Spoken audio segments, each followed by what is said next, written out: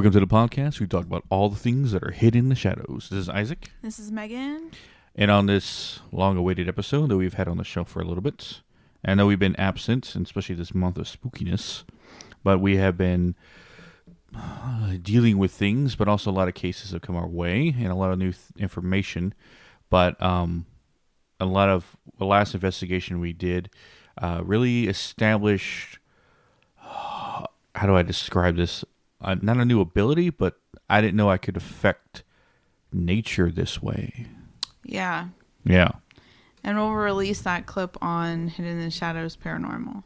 So today's episode is all about light anomalies, but we have a few announcements before we get there. One being before we actually talk about the haunted update, which we'll talk about that a little bit. Mm-hmm. First announcement. Shadow Walker Paranormal is no more. Now it's basically me and the missus here that are last standing paranormal investigators of Shadow Walker Paranormal. But we felt it necessary to, I don't say disband Shadow Walker Paranormal, but it didn't make sense to use Shadow Walker Paranormal because Hidden in the Shadows, when we listen to the podcast, we operate all our paranormal investigating and all the ways we help people with our cases through Hidden Shadows podcast. So Shadow Walker Paranormal was kind of a moot point. Like, it didn't really matter. We used it as a paranormal team, but the paranormal team really wasn't Shadow Walker Paranormal. It was me and you. Yeah. So we have disbanded Shadow Walker Paranormal. Doesn't mean we're not going to investigate anymore. Ha, ha, ha. Highly unlikely. We're just getting started. Yeah. But we decided to create a branch of Hidden Shadow podcast called Hidden in the Shadows Paranormal. Yeah, simply enough. And that's strictly because Hidden in the Shadows podcast, I make obvious post about like stuff that we're doing on the podcast. And then obviously if I start making posts about the paranormal as well, like the paranormal team, well, it's not really a team, it's just me and you, but yeah. Paranormal duo, there you go. Regular Ed and Lorraine Warren over here. Oh my gosh. But it would just be like too much, if that makes sense. It would just be too many posts. Instagram would probably flag it as like spam because you're posting too much. So we decided to separate it. And people from Shadow Walker Paranormal, I did let them know, like, hey, the other two members are doing their own thing and we're doing our own thing. And, if you want to continue to follow us, Hidden in the Shadows Paranormal. So yes, look for Hidden Shadows Paranormal on Instagram. You haven't made a TikTok, have you? Yes. So this is the thing with TikTok. So if you follow Shadow Walker Paranormal on TikTok, I have now switched everything over to Hidden in the Shadows Para is what it's called because I couldn't put paranormal because it was too long. But Hidden in the Shadows Para. And all the direct links you can find in the Instagram bio of Hidden in the Shadows Paranormal. Wouldn't it be easy just to change the name of Shadow Walker Paranormal? That's what I did. I changed it. Oh. Yeah, it's basically if you're following Shadow Walker Paranormal on TikTok, it would have switched over. I'm talking about Instagram. I mean, yeah. Now that you say it. Yeah, but I don't know. I was just like into like the whole idea of being like fresh. And Whatever. Believe it or not, I think Shadow Walker Paranormal, because we weren't posting as much, was almost getting like, what is that term called when you don't get put out in front of people? Shadow ban. Shadow ban. There you go. And so I was just like, let me start from scratch. So I started a whole new thing that's attached to the podcast. Like it's the same like login information and stuff, so that I'm noticing now it's showing a lot more people our stuff than it did on Shadow Walker. So it was a good idea. But TikTok, because we already had gotten over 1,000 followers, I just basically deleted all of the videos that had the Shadow Walker stuff on it and kept like when we would go to just locations and I just shoot around like the Pelletier house or the park in certain spots. I kept those videos up there, but because you can't go live until you have 1,000 followers, I decided to just keep that. So yes, so that bit out of the way.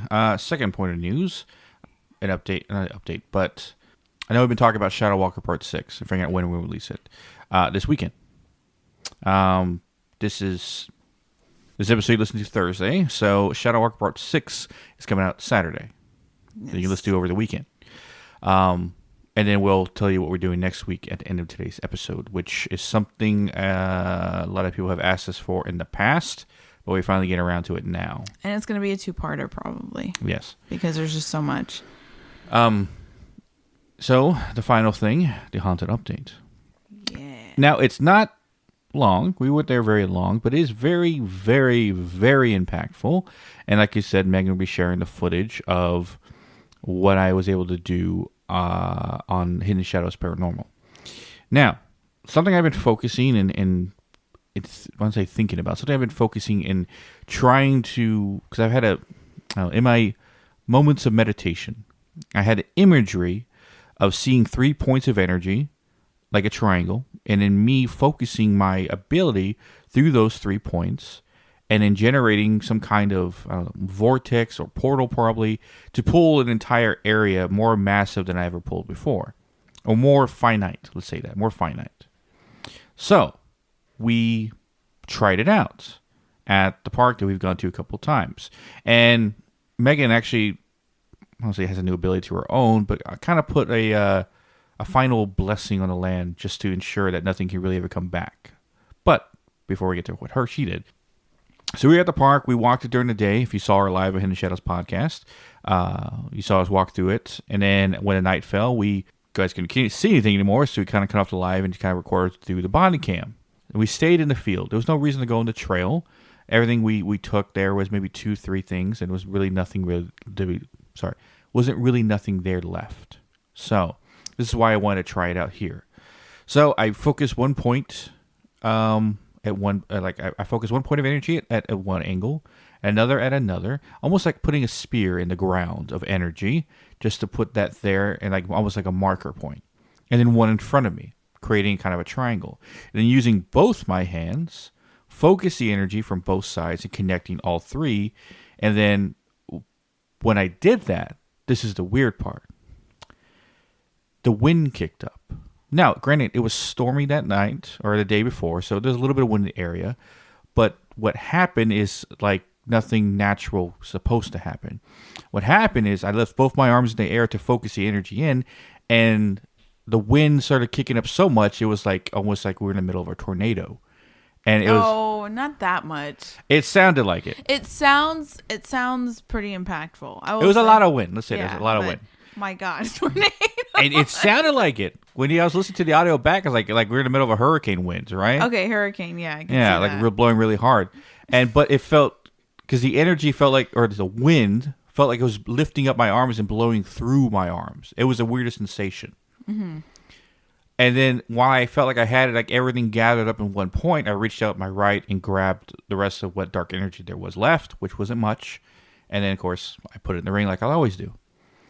If you're wondering what the hell's going on, this is your first episode, I apologize. Shadow Walker 1 through 5 will explain everything, and Shadow Walker Part 6 will put the final information so far. Anyway, but what's interesting is the audio. Now, me recording this on the body cam, I didn't experience the way that it was recorded. How it was recorded is you hear the wind pick up, and it's like at a max level blowing while I'm having this, and then when I reach down to grab the dark energy, the wind shuts off.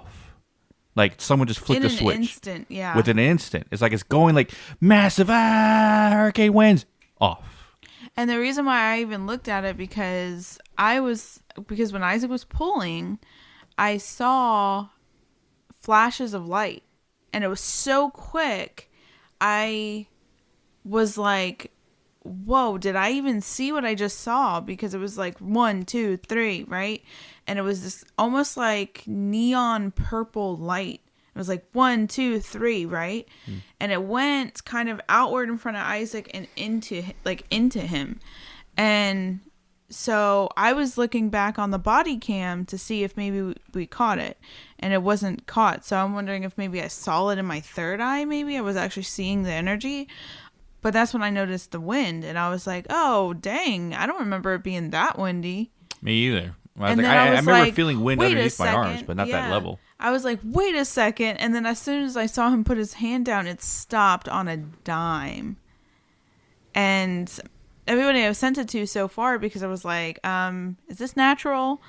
Not to mention too, since we're talking about light anomalies, which are I say light anomalies. Well, no, I guess it is. Okay. Anyways, but there was also a photo that we took that I don't remember taking. I was snapping photos in the center part of the area where we were, and I was snapping photos, and there's one in particular that I do not remember snapping. And in the photo, which I will post, you see off to the side, it's almost like it's a straight line. It's a straight line. The center line is like almost like a streak, and then the next one is another like straight line. But they kind of go they go from one point and then they curve upward to the sky, right? It almost looks like a trail of something, but I don't know how that could be made. And so I also sent it to other people to say, hey, have you ever seen this? Like, has this ever occurred? And they even pointed out, like, from the trees area, there's like energy shooting up. It literally looks like energy shooting up. Not to mention, also caught a hooded figure. Almost looks like it could either be a grown person kneeling with a hood, or it could be a little kid with a raincoat. And that's the craziness. Maybe we'll do another episode here soon, just going over everything, you know, as an attachment to October's update, which kind of tells before this event happened. But it was crazy because we did a day walkthrough where, you know, we were allowing people in the comments to kind of feel it out, tell us what they were getting, what they hear. And, you know, there was a lot of like some bodies were following us. It was a lot of mumbling, and this is during the day. This is even when it flips at night, which is when we were in the center. And a lot of people in the comments kept saying, hey, there's like things and people in the trees. And Mike, unknown Mike from Unknown Paranormal, has even stated like he thought there was stuff in the trees. Mike G from the UK, he also said there was like figures in the trees and stuff like that, which is another weird. And then it's on top of weirdness because I went back to the original Facebook post that sent me to that park and re-looked at the photo that I saw that made me want to go investigate it even in the first place. And it was like a hooded guy, but he was all black, hooded anomaly guy that had almost like a walking stick or like a spear, right? And I find it very odd that we caught that hooded figure. Like I said, it could have either been a kid or it could have been somebody kneeling, but it was a hood. It's clear a hood. Yeah. And like, it's like not to mention another thing to put up in the air is this area apparently has had issues with black-eyed kids. So, not saying it's a black-eyed kid but I'm just saying, you know, there is like alien type activity at that park. And one of the conspiracy theories with black-eyed kids was alien. So, well, after what I did, I don't think there's anything left there. No. And to go on to what Isaac was saying, I have just found another a way to like almost like reverse curse a land, if that makes sense. Basically put an energetic like protection shield stamp thing on a location so nothing comes back. Yeah. And dark anyways. Or it would be extremely hard for something to come back. But yes. So that was a weird shit that happened to us over the week. Things that we've been doing. When did we do that? Friday, right? Last week? No, not yesterday, the day before. Sunday. No, Friday. Friday? I have no... Yeah, it was Friday. Friday, yeah. It's Friday. Yeah, because I missed SmackDown for that. But on to today's episode, which is all about light anomalies. And the reason why we call it light anomalies, because light anomalies can be affected with either in the paranormal, i.e. ghosts, or with aliens. So the stories and the encounters we're going to say today involve both, right? Yeah. Because there's a couple different, and it kind of like morphs the two. Like people don't really know if it is spirits or if it is aliens. Yeah. There are some ties to seeing certain lights and alien abductions. And I have a few stories from my madre. Your mom, yeah. Yeah. I think people... people may not know madre, okay? So I'm just being the It's an translator. easy enough Spanish word. Being the translator over here. All right. But no, she's told me some stories in the recent month, stuff she's not told me before, but I thought it felt like perfect timing for what we're doing today. So, on the account of light anomalies, what are we talking about first? Okay, so we're going to kind of just go over what has been talked throughout history about light anomalies, because it's not just like present day that these things have occurred. It has also occurred in settlement times, biblical times. I think it was when we were talking about the Bermuda Triangle that even Christopher Columbus journaled about seeing lights in the sky over the water and stuff like that. And it also fed into the idea that could the Bermuda Triangle have alien related stuff. But there's certain places as well that have specific like light anomalies. And that's the thing too, is a lot of paranormal locations, one of their like things when you start listing like ghosts, apparitions, especially outdoor areas, strange lights. You think of Bridgewater Triangle, strange lights. You think of Skinwalker Ranch, strange lights. No, that's more alien related. Yeah. But a lot of those places, especially if they're outdoor, tend to have those strange lights. And so yeah, that's what we're kind of... And the reason why I wanted to kind of go into the historical aspect of it is because you have said in biblical times, because I know that one spot that I've been to, which is Patsy's Pond, one of the things that I was constantly seeing was it literally looked like a Ferris wheel in the sky, which is... Well, yeah, because there's actually some paintings of it as well. In ancient times, they always talked about seeing wheels of fire in the sky and stuff like that, and they thought it was angels, and that's how some angels get depicted as like giant swirling eyes and other things like a Ferris wheel of like fire or something like that. But when you told me what you described, you saw at Patsy's Pond, I was like, that's the shit they saw in biblical times. Yeah, because what it would look like was we were walking, and I saw this little light kind of start to flicker, and I was staring at it more and more, and all of a sudden it started forming and looking like this Ferris wheel in the sky. And so I don't know why I didn't think to mention that. I thought maybe my third eye was just trying to show me like something. I don't know. And then one time when we were sitting down here and we were talking about it, I was like, yeah, you know Patsy's Pond? I remember the time where like I saw the Ferris wheel in the sky, and you were like, wait, what? I was like, yeah, it was a Ferris wheel in the sky. And you were like, I don't think that's like a normal thing.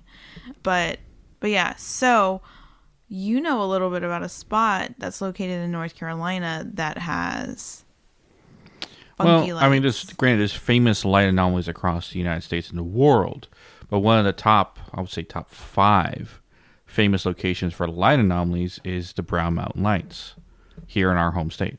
Yes. Granted, it's on the farther northwest area around Asheville, where people consistently see these red lights in the mountains floating around the top of Area Mountain Range, where some people have, scientifically, they've said that it's like car lights or train lights or other like vehicle lights, something like that.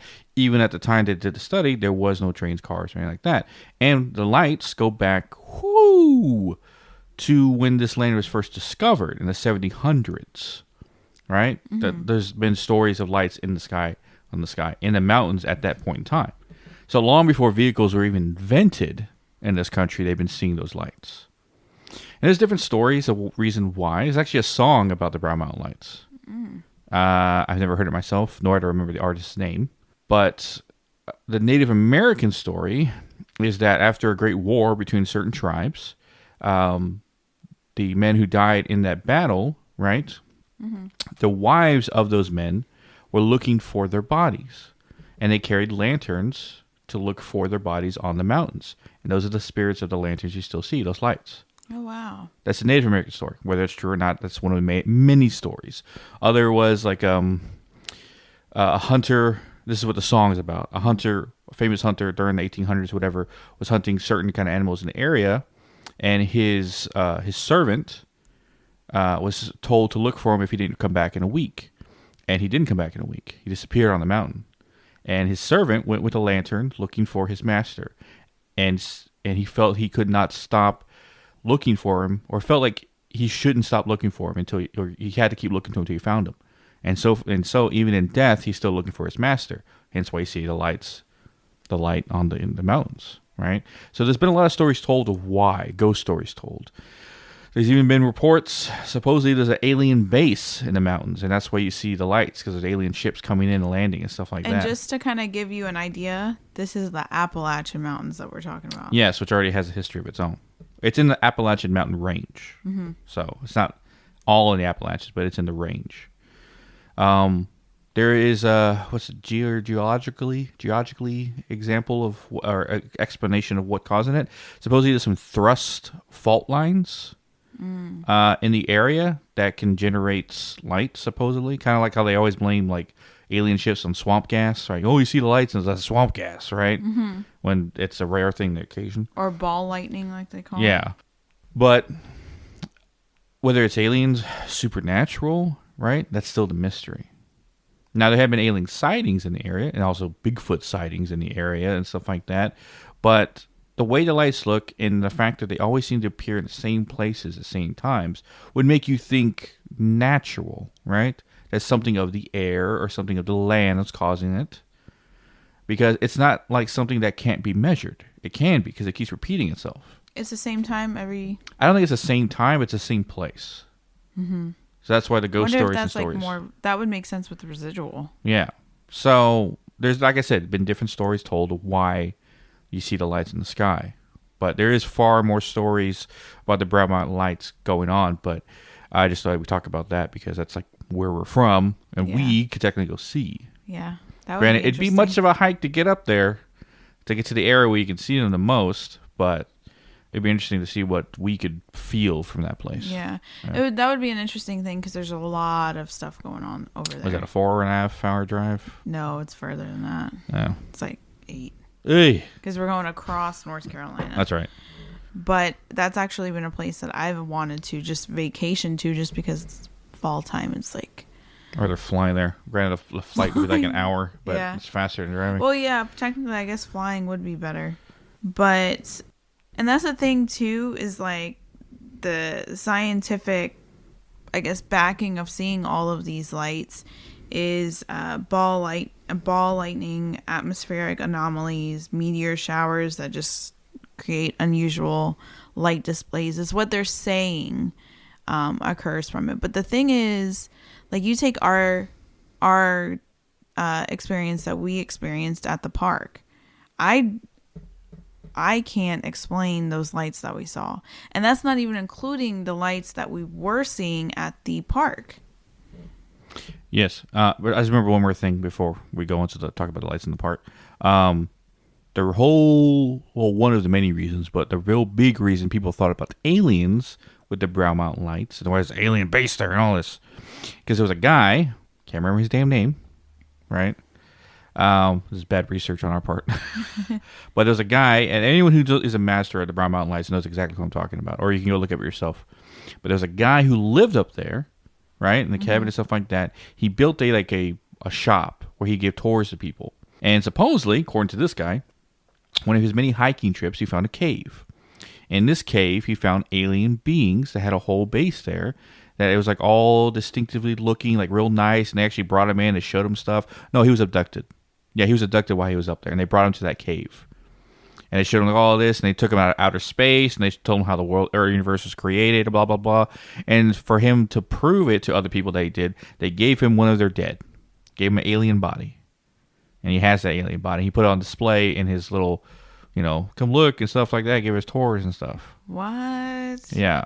And that's what he said. Give you a body. Yeah, why would he give me a body? That's why there's a lot of holes in his story, but Yeah. that's supposedly how the like conspiracy theories about it being an alien base and aliens tracked and stuff like that. But I think too, like, and that's the thing too, a lot with the alien abductions, which I would even love to cover this on an episode, but like the quantum healing sessions that they do, because that's essentially how Dolores Cannon got started with her work, is she would do quantum healing sessions with people that claim they were abducted. And because a lot of this stuff, a lot of the times when people would get abducted, they just don't remember. And that's the creepy part. They have like holes in their story that they just don't remember. And you know, like skeptics and scientists and stuff like that say, oh, it's just because you had a weird dream or whatever. But these people, normally when they go through something like that, you can tell like they're distressed, they freak out about it, they have nightmares. So obviously something had to happen because that's some sort of trauma, you know? So, but going to our lights in the sky kind of example, which we kind of talked about, we'll go over again because I think even this last time we saw some creepy like lights. Yes. Granted, we see lights every now and then on because where the park is in town, where we go to and where I did this big experiment, there's a swamp there. Granted, it's maybe 50 yards wide, or about, I would say 50 to 100 yards wide at the widest, and about 20 yards at the smallest. So it's almost like a very thin river, about half a swamp at the same time. And we've seen lights dancing on the water before, moving like someone in a boat with a lamp. What, you give it? Left ear is ringing. Oh. Like I said, like someone's on a boat with a lantern, but the light was very bright, very white, not yellow. So this made me think of someone with a flashlight. And then the major light anomaly we saw when we talked about in the last Haunted Update episode, and it basically shot up from the tree line up into the sky, hovered there like a ball of light, and then for less than maybe 1, 2, 3 seconds, and then shot up into the sky, which we assumed is aliens. Reason being is because when we did an Estes method in the field that was across the way, we got in contact with somebody or something that claimed that it was a being from an alternate or from another dimension, right? Not from a planet, from another dimension that we assumed it was alien. Yeah. So, and then we saw that light and then into the sky. And then the last time we were there, the very last time, we saw light anomalies in the tree line. It was consistent too. Yeah. Like even in the photos, like there's a photo of you, and I don't know if you were pulling. I have to let you look at it because obviously when you did that big pull, I saw light kind of go into you almost. So I'm curious to know if this other photo, if you were pulling at that point too. But it was all around the circle. You were standing there and you're blurry, so like you could tell like it was a quick photo. But and the body cam did have red lights, but you've seen it. They're not very powerful. It's very dim red light. Yeah. And you're turning and you have this huge pink light streak going from you. And it's not where the body cam is though. So I have no clue what that is. Yeah. But it was things like that was just weird.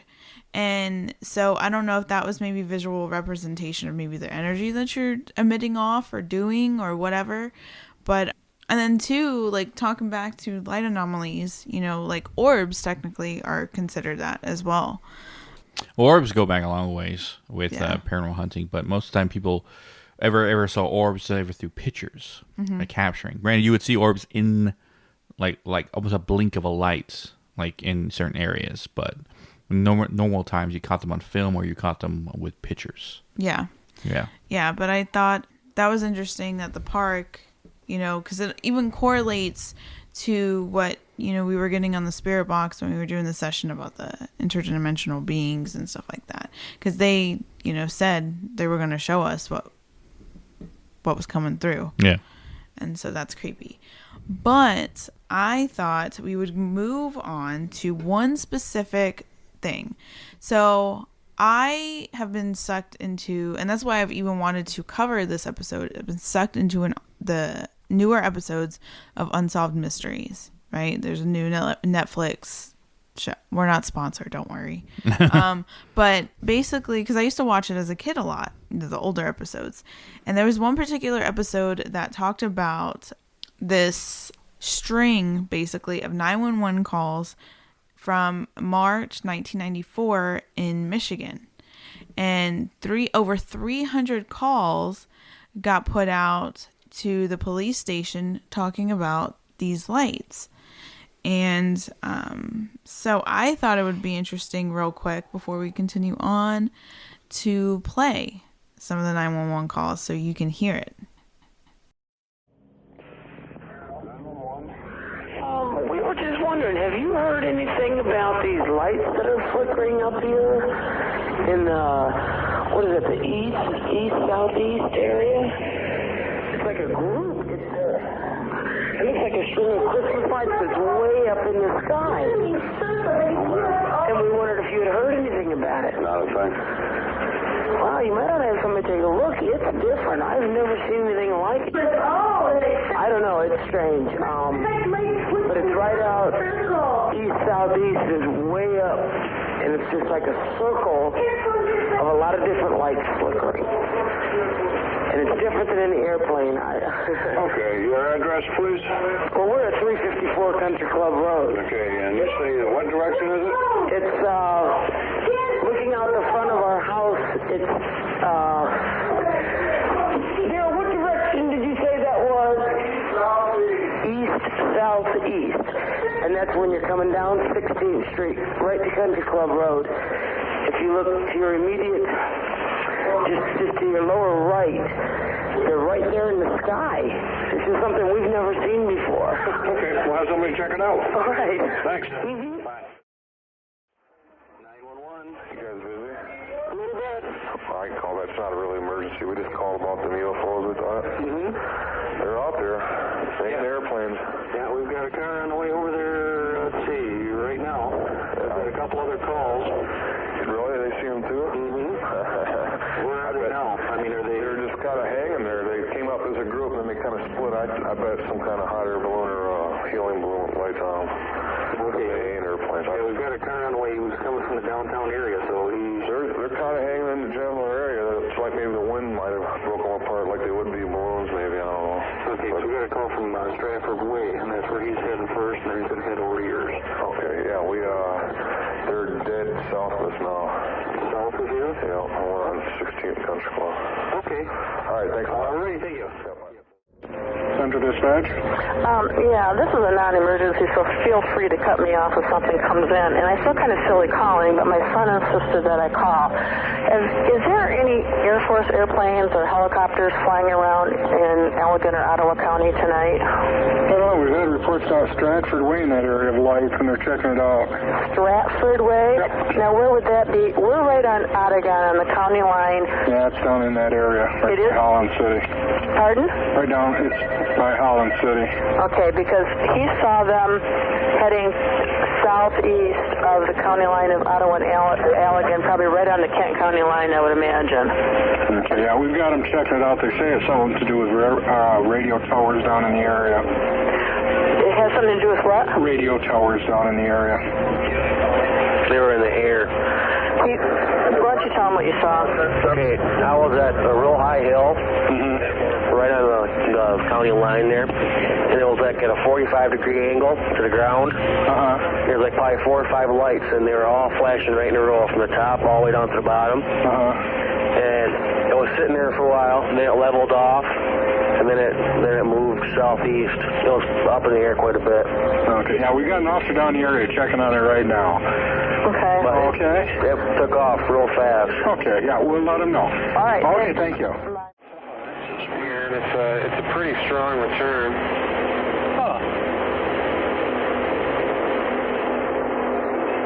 But, yeah, I've never seen... Now I'm getting multiple returns. One of the people that called that I had happened to talk to said it looked like a bunch of cylindrical objects. Well, oh my God, what is this? They were going together and coming apart. Yeah, there's 3, and they're lengthwise. Now I'm getting 3 of them, and I'm getting a 3rd one now, and they're separated by about looks like about 5,000 feet in height, and about maybe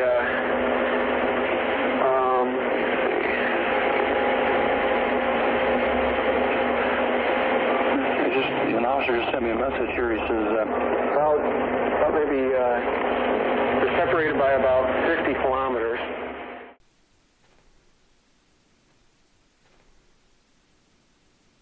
Yeah, damn. Yeah. Yeah. So, Kind of reminds us of a lot of things we experienced before. yeah. So, just to give a little backstory. So, like I said, hundreds of people living across the shore of Lake Michigan. And this is not the first time, by the way, that there has been like UFO type things happening off Lake Michigan. It was basically one of the most widespread UFO sightings in history. Bright, multicolored orbs appeared over the water and could be seen as far south as Indiana's state line, basically dancing erratically across the night sky. And local police were overwhelmed with people calling in to report. You know what? This is the one thing I was thinking about it when I was thinking about this particular incident. What the heck would the police do? Well, people always did it because there's some sense of authority, right? Yeah. So I was like, oh, I got to call somebody. All right. Yeah. And I think maybe the military? No? No, Yeah. because they already probably know. Yeah. Yeah. In total, dispatchers received over 300 calls from concerned citizens. The National Weather Service even confirmed that the presence of large objects in the sky over the lake were not planes. They could confirm that it was not planes. Okay, so despite dozens of witness interviews and scientists and people trying to figure out like what the heck it was, because obviously when they start seeing like strings of light, one of the things that another like scientist will say is that it's like satellites in weird orbit or whatever. It's another thing as well as like ball lightning and all of that stuff. But basically the Weather Service said, hey, we don't know what the heck, we don't know what that is. That's not planes, it's not weather, it's not any of that. But they still, to this day, don't know what it is. Now, in 2022, there was, and even like a little bit before, a little bit after, there was like these random strings of people saying in different places, saying that they were seeing like I think you've probably seen it on TikTok. It was big on TikTok, but it was like the string of lights. Yeah. Right? Apparently that was, I think they call it the Stargate satellite, but that they've confirmed, one of them at least was from that, because there was a lot of people claiming that they saw that. Apparently there is a thing called racetrack UFOs or UAPs, which I did not know that exists, but it's those ones that are almost look like you know, short line, like up, like a line. Mm-hmm. And I find it interesting because it kind of looks like what I've seen in photos, like it's really I'm not saying it is, but it's really close to what was in that picture that I caught. Because it literally looks like a road. The picture from the park, it's like two straight lines and then that dotted line in between. And why would 3 satellites be in the tree line, like start in the tree line and just be like floating there? You know what I mean? I wonder if we're going to get alien enthusiasts asking us about this park now. Yeah. You're going to have all sorts of people just camping out in the center of the park.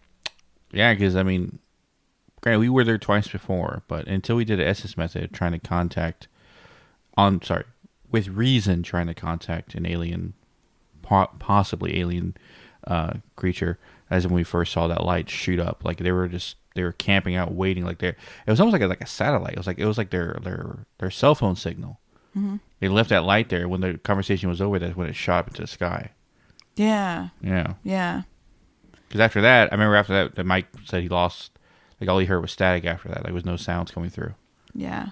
And this last time too, something new that also occurred is I never get dizzy at locations. I've never actually I've gotten like headaches and stuff like that, but I've never gotten dizzy. And when we were in the center of the circle, it felt like the look of the feel of how I was feeling looked like, you know, those big sundials. Like we were in the center of a sundial and we were spinning. That's what it felt like. And I don't know why. So that's when, you know, people in the comments and stuff, because that happened right before we kind of ended the live, we're talking about maybe it's a portal or a vortex, because it made me dizzy. Like it was like I was spinning. And so again, very interesting. Yes. But I thought that we could talk a little bit about abduction stories with lights, because that in itself is creepy. And there's tons and tons of stories. You go on Reddit, go on probably on TikTok, you go on all the different like forums and things like that. There, I mean, Thought Catalog, who I'm going to be referring to a lot of these stories with, they have over 100 stories of weird alien abductions. So, wow, just as many people have paranormal ghost stories. It seems a lot of people have some kind of encounter with aliens. Yeah. There was one in particular I read about a couple years ago. I can't even find it, where I read it on Reddit. But I remember this person was particularly talking about a sleep paralysis story where they had a weird, like, a light anomaly thing happen. So normally with sleep paralysis, you feel like you can't move and stuff like that. People see like demonic beings, weird creatures, like stuff like that. But this person was confused because all they saw was a huge ball of light bouncing around their room. It was like a huge glowing thing. The best way I feel like they kind of like described it like is, in the movie, the movie World, the Worlds, when the little like alien thing comes down and they're in the basement and it looks around, like it descends down the stairs and looks, right? You know what I'm talking about? Yeah. Okay. Hopefully people listening know what I'm talking about. But that's how it kind of came through this guy's bedroom window. Like it came through, like it was just like lurching. But when the light was in the room, he could not move. He was stuck. He was like stuck in the sleep paralysis state. And he said it like, came in through the window, went towards the door, turned around, basically hovered by him, and then shot back through his window quick. And when it shot through back his window quick, he was able to move. But he said that it still gave him an absolute feeling of fear, just like most sleep paralysis, encounters happen.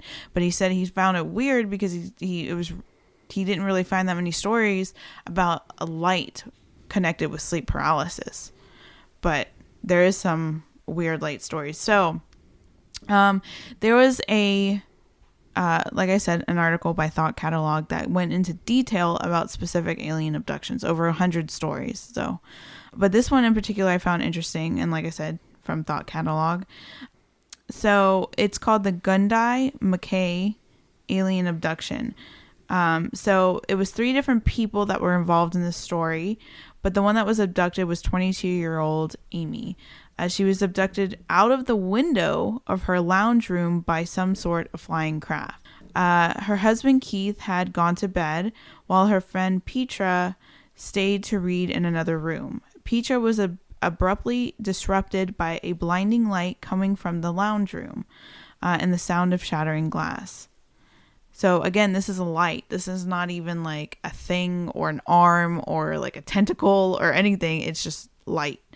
The rectangular beam of light was shining into the room, and according to Petra, she saw Amy being pulled out of the window by the light, still apparently asleep.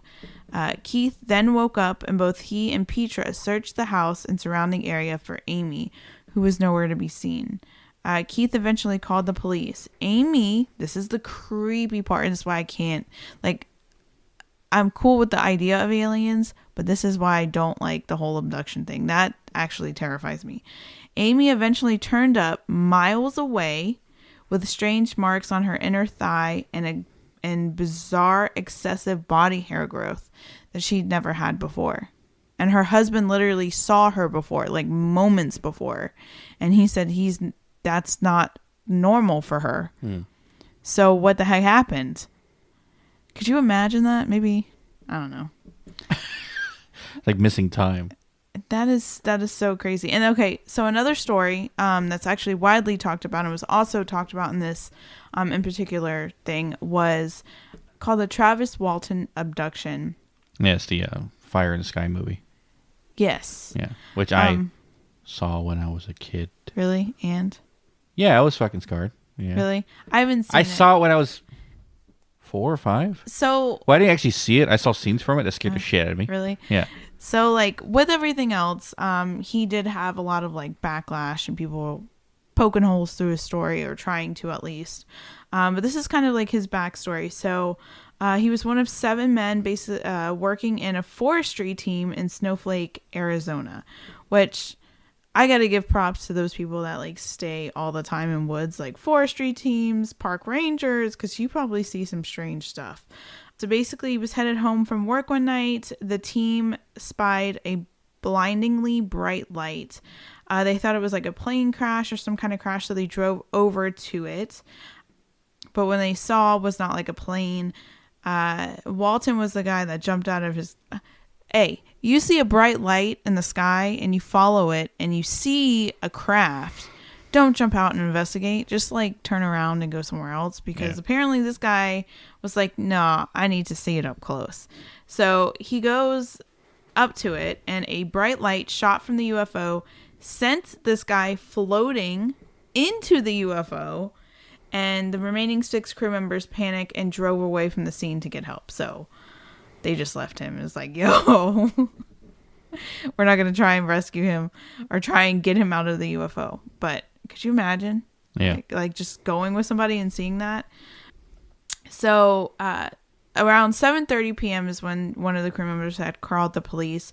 And it was Deputy Sheriff Chuck Ellis who answered the phone. And the crew member initially reported that only one of the crew members was missing, obviously Walton. And so, obviously, the police did say that the men were distraught, 2 of them in tears, but the police basically thought that they had murdered Walton or something bad that they have done, maybe by accident or something. But the creepy part is he showed up. Yeah. He showed up later. So, he suddenly reappeared, thinking he had only gone for a few hours. He retold parts of the story the best he could.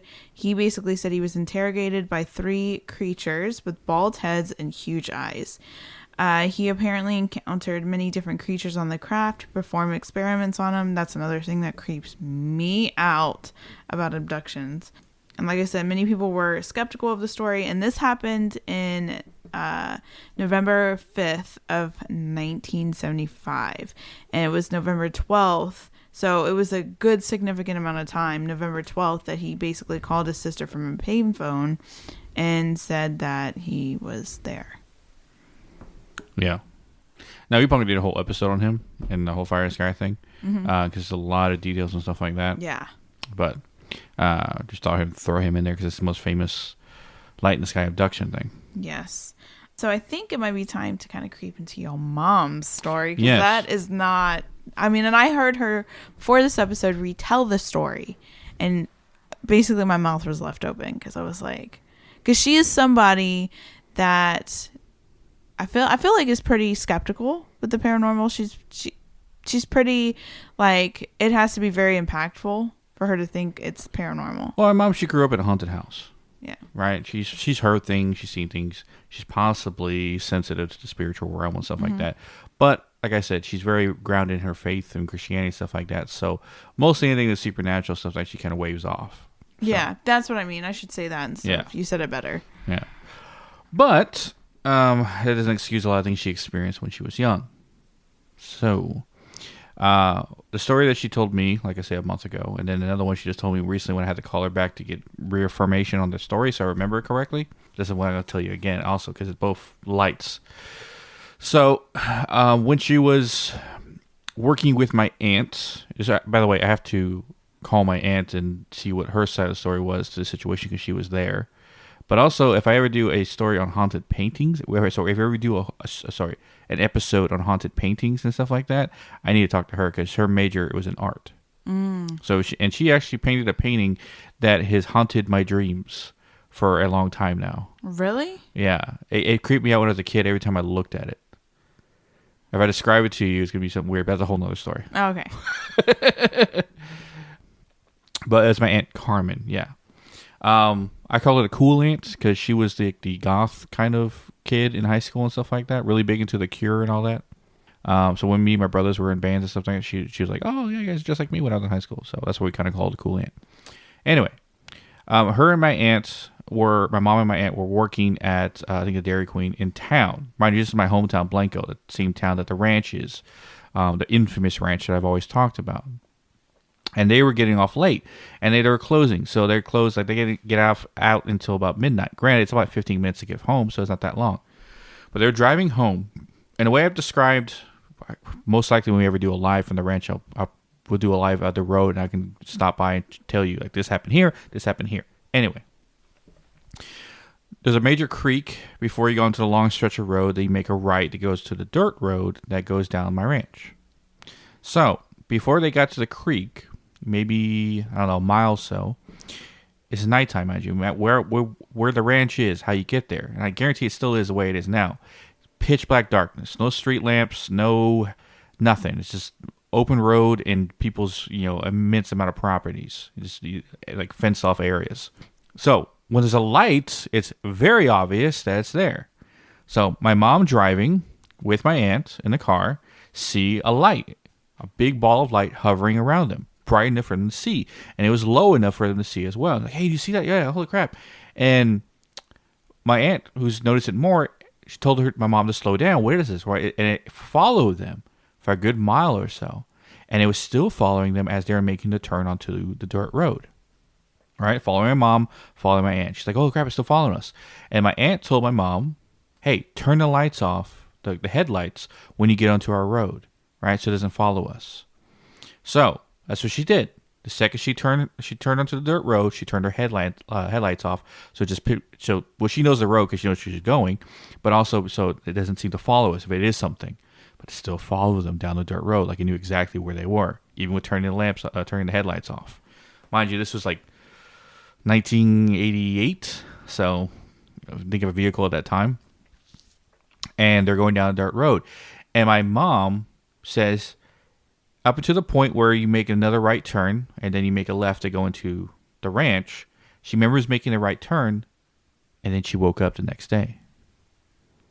She does not remember dropping my aunt off, getting out of the car, or going to bed.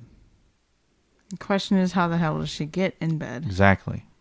She does not remember any of that. She remembers a light following them onto the ranch, her driving down that dirt road with no headlamps on, and then waking up the next day.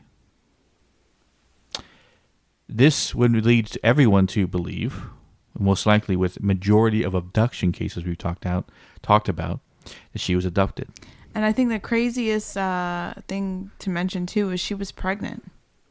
Now, your assumption is, was she pregnant with you, Isaac? Is this why you can do all the weird shit you can? No, I was already born, so that theory's already out of the way. So don't worry about that. I was 1 at the time, so. But no, my brother, my second youngest brother, she was pregnant with him.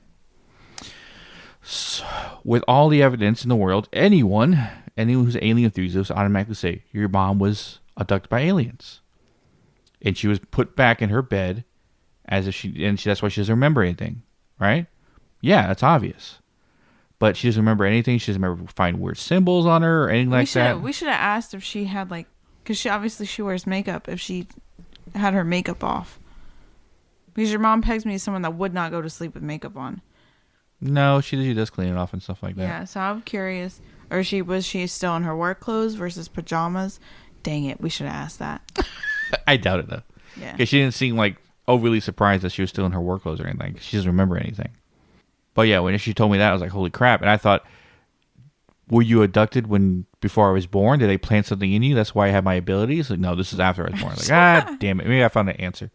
But no, I was already born. So I was already 1. So that's out of the story. But that just, the weirdness that is part of my life that we've talked about on this podcast is apparently inherited. Yeah, and too, you think about the ranch, that's not the first light story about the ranch, because I think Gabe had something like that, right? Something similar. You had something, or something was following you, right? Me, yeah. Yeah. Like the same thing how my mom described. When she told me that, I was like, holy crap, that's what followed me.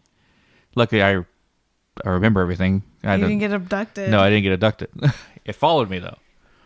Until I got to the same point about the creek. But when I looked around, it was gone. I'll tell that story quick before I tell my mom's next story. Okay.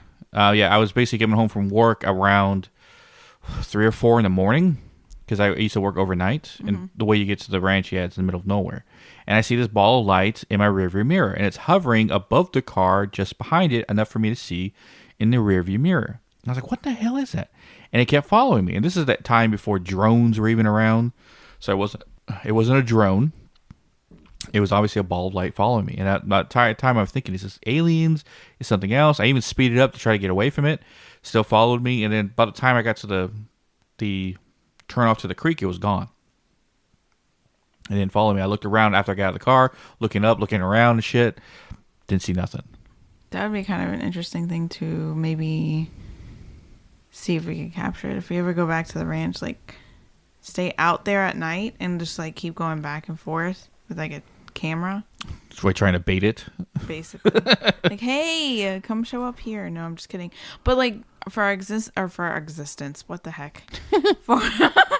for our experience that we've had at the park, when we tried to make contact and we said like, could you show us, right? And then a light appeared. Wonder if that's the same thing. Actually, I don't want to test that because I don't want to be an abduction project. But no, another story Mom was telling me, and this is what my aunts, my uncles, and my grandparents, her whole family experience. My grandfather was a sergeant in the Army, and he was stationed at Fort Hood at the time of this when this happened. And they said the road that they came from the movie theater and the road that you get back to the city, there's like, it goes over hills. And you would reach this top point of the hill. On top of this hill, you could see the whole city because there wasn't really much lights around, but we could see the city lights, so you know you're getting closer to the city. And they said and it's mind you, it's nighttime, and they get all of the family in the car, they're getting back from the movies, and they went up to the top of this hill, and when they got to the top of it, a big flash happened that lit up the sky like it was daytime almost. And everyone in the car saw it. All my aunts and uncles, my grandparents saw it at the same time. And my mom was like maybe 7 at the time. And then it shut off and disappeared. Like a massive amount of light. And then, phew. And everyone's looking around like, what the hell was that? I mean, no one really commented on it. I guess they're just freaked out. Yeah. But yeah, that's twice my mom has an alien experience. Granted, when she was abducted, possibly. But evidence, most likely. Unless I get a different story from my aunt. That's what I'm sticking with right now. She was 24 when that happened. And yeah, because she had me I was 22. When she was 22, she had me. And that's happened when she was a kid. So after she told me that, I was like, Mom, I think you're talking about aliens. Because I don't know, Mijo. I don't know. Yeah. Because she doesn't remember it. And that's the part that bothers her the most, is she does not remember getting out of the car. She would be somebody that would be a candidate for like quantum healing with trying to figure out what happened. It's more, it's hypnosis, meditation. Yeah, hypnosis, not regression. Yeah, therapy. regression. I don't know why I keep saying quantum healing. Healing is a whole other thing. Regression therapy. Sorry. He's right. It's that, not what I was saying. Which I was about to ask her, but I think she was busy watching one of her shows or something. So well, I'll ask her about it later. I have a quick funny story about a light. That's not actually alien related, but it is light related. So I know you remember this because I've never been more terrified in my entire life. So it was when me and Isaac were dating. We went to the movies, and we were in the movie theater, and it was like we were waiting. We were sitting at these little tables and chairs. Oh, waiting. I know you're talking about. Yeah, because the look of fear on my face. But we were sitting. We're going to watch a scary movie, too. Yeah. And I think it may have been like something alien related, too, like Dark Skies or something like that. No. It was Exorcism of Emily Rose, I think. No, I didn't see it. It was a possession movie. Oh, maybe it was the one where her mom's like in the mental hospital and yes, yeah, that one. Possession, I think. Like Possession or something like that. Anyways, so we were sitting at these tables because we got like the later show, and because we were either gonna have to walk in right then or we could wait for a later show or something like that. So we ended up staying at these little like tables and chairs that they had waiting for in the theater. Yeah, in the theater, and all of a sudden we see this huge freaking light, and I'm telling you, it was like, and the sound that it made, it was like whoa, whoa, right? Sorry, that was really bad. Can't do yeah, thank you. I can't do like improv sounds. I would not be a sound effects person. Anyways, so we see this big light, and it literally looks like apocalyptic, like World of Worlds, like alien stuff. And that's the thing, is like when I was younger, I would always go in my head like, what if this situation would happen, right? And so all of a sudden, I don't know why, my brain started thinking like, okay, this is it. This is War of the Worlds. Something's happening, right? And I remember I scooted out and I was so terrified, and it ended up being a transformer blew up right next to the theater. Because all the power went out in the theater. It's like pitch black, like chew, right? Yeah. And I was like, oh shit! I feel sorry for people who in the theater when that happened, especially the scary point in the film. Oh my god, so many people. That's probably worse for them. Like also like the girls being possessed, and I said then chew, the light shuts off in the theater. Everyone's like, oh like fuck, Yeah. Right? I just experienced how that probably is gonna be more scary than what we did. Yeah, like because that's the first thought that came to my head. Is like, oh crap, it's like an alien or attacking or something. Because it was like a bright blue light and these sparks fly everywhere. Yeah. And then in the whole like area, the whole city goes like in that part of the city just went pitch black, and we're like, holy crap, what's going on? And then some guy was out there. I guess he was in the parking lot when it happened. He walked in like, "Oh man, transformer exploded, man!" Right? Yeah, but we weren't the only ones. Like even like all of the guys that were there with the girls were like edgily sneaking to the windows to look out the glass.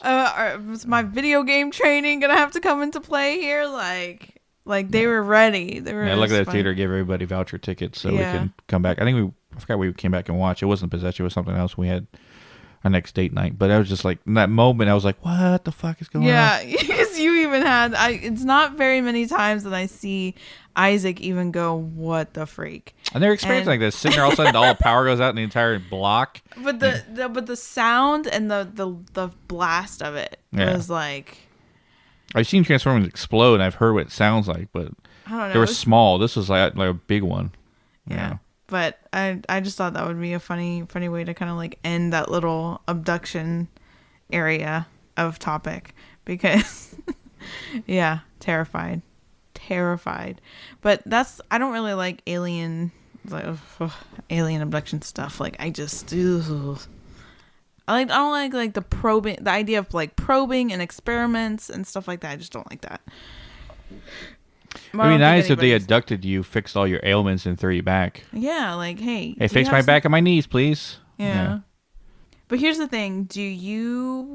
When you saw that light in the sky in the park, do you think it's alien related? It was brighter than any spiritual lights we've ever seen. Any lights related to ghosts we've seen in the past were dim, maybe as bright as a flashlight with half power, right? Enough for you to see, but not enough for you to go, when you're looking at it. Mm-hmm. This was extremely bright. So much so it caught our attention instantly. It wasn't something relatively small. It was something big, like maybe the size of a basketball, if not a little bit bigger, like a beach ball. And how far we were away, and to see it that clearly, that bright, hover there, and then fire into the sky. No. Ghost spirit balls and stuff like that, when they create lights, almost look like you're looking at a picture. It doesn't look 3D. It looks like you're looking at a picture, like 2D. This was like a 3D generated ball of light, bright enough for us to see, hover there for like 3 seconds, and then shoot into the sky. That's how it disappeared. It didn't just cease to exist and where it was. It just shot up into the sky. So it traveled with intelligence. Mm-hmm. So that's when we think alien, possibly. Yeah. And then, too, the fact that it was coming through over the spirit box. Yep. And they're saying interdimensional. What do you think about alien abductions? Do you think that's a thing? The whole idea of aliens and hearing experts talk about it versus hearing alien enthusiasts talk about it. When I hear an educated mind, scientist, someone who studies astrophysics and universes and stuff like that, Neil deGrasse Tyson, for example, right?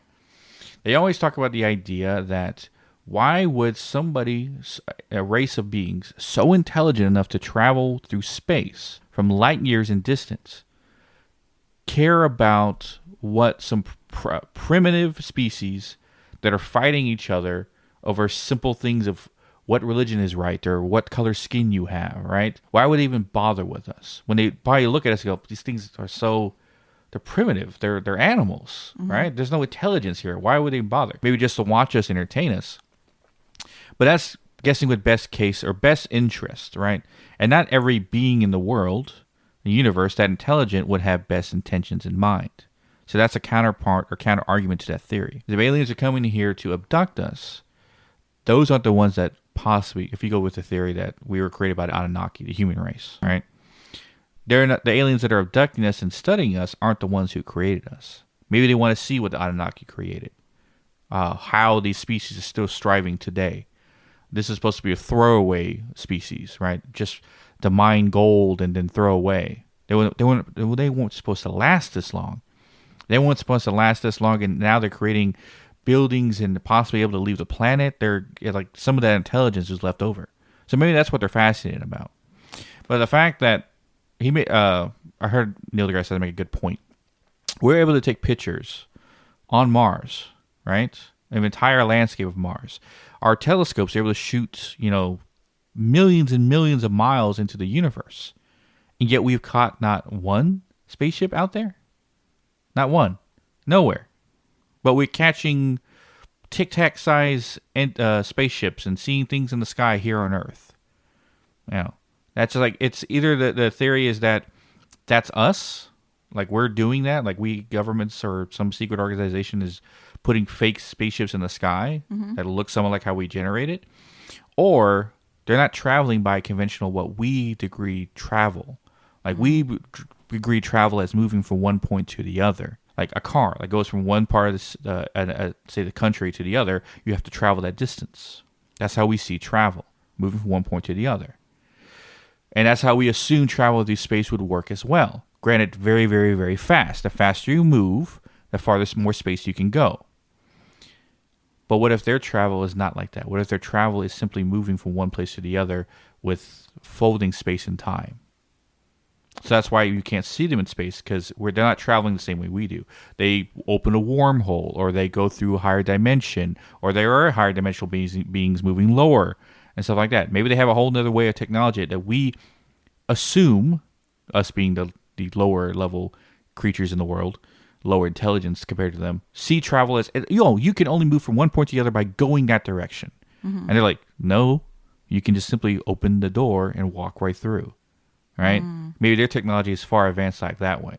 We're kind of boxing the aliens into what our reality is, saying this is how it's supposed to be, when they lived an entirely different way of living, and they understand that reality, how that's supposed to be. Like travel to them is simply moving from one place to the other by opening or walking through, like folding fourth dimensional space. Maybe it was easy for them. Maybe it was something that's naturally evolved in them, and we're still, having to physically walk that distance to get from one point to the other. Wouldn't that be nice, just to walk through a door? Yes. You could just walk through a door to Canada and visit Mike and Christy. Yeah. Or just like knock. Hey guys, like, they can hear us in there. Like, oh, I can't come in. You're right there already. I think it's a good place to, because then we can go to a whole nother episode on Aliens Part 6 there's episode. There's probably probably 2 to 3 more episodes to add on, because But we want to talk about this episode of Light Anomaly specifically because we've seen enough already. Yeah, because prior episodes we have talked about, we haven't really experienced alien stuff. Yeah. Well, not so much now. Yeah. But I think it wraps us up today on Light Anomaly episode. Yes. Next week. I'm excited. I'm normally not a cryptid person, but I'm excited about this one. Next week we tackle something that we've danced around and talked about and brought into cryptid episodes, but we thought we'd give them an episode all on its own. A two-parter, too. Two-parter? Yeah, we're going to do a two-parter for Bigfoot. All right. Well, you just gave it away. Oops, I'm sorry. Next week's episode is all about Bigfoot. Bigfoot. Yes. The Sasquatch, the Yeti, the Abominable Snowman, The all the Hairy other, Man. they're all their different nicknames. But Bigfoot are all in the same. Now, there's different theories I talked about, and there's different what I thought Bigfoot was and stuff like that. But we'll get into that episode. All the stories, possibly find a lot of stories through Reddit and other places as well. But to play devil's advocate and just try to debunk it, or talk about the people who have said they debunked it, the stories about urban legends around it, the evidence caught, all that different stuff. Yes. So look for that next week. Look for Shadow Walker Part 6 come this Saturday. And then look for our investigation that we plan to do at the end of the month. Also want to say we are having a virtual Halloween party. Yes. with Mike and Christy from the Unknown Paranormal. That's going to happen the 26th, which is the Thursday before Halloween. We don't have a set time yet. We're kind of running around time right now, but it'll be between 1 and 2 hours live, live on Instagram. And we will have a giveaway of some really cool stuff. Yes, so, giveaways. Yeah, giveaways. Yeah. So definitely, if you guys want to check that out, yeah, and the time I should in the next day or so after this episode airs, should have a timeout for you guys. So yes, and we'll talk more about our Halloween special we're doing. It's not essentially a live podcast from a certain location. What we plan to do is hit 3 locations in one night and put the final kibosh on it all together. Yes. But we'll talk more about that in the next coming up episodes, and then talk about what we're doing, when we're doing it, that Halloween party and stuff like that. And probably the episode before it as well. Yes. But as always, guys, you can catch our social medias at Hidden in the Shadows Podcast on Instagram, Hidden in the Shaw 6 on X, or Hidden in the Shadows Podca 2 on TikTok, or links to all our social media, and always you can listen to us at hiddenshadowspodcast.com. But as always, we'll catch your widows in the next one. Yes.